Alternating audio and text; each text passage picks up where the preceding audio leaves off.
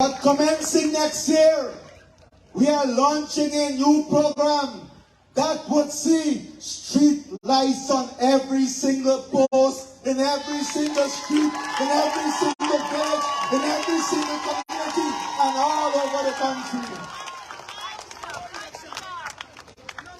That is what we are about. We are about bringing change, positive change.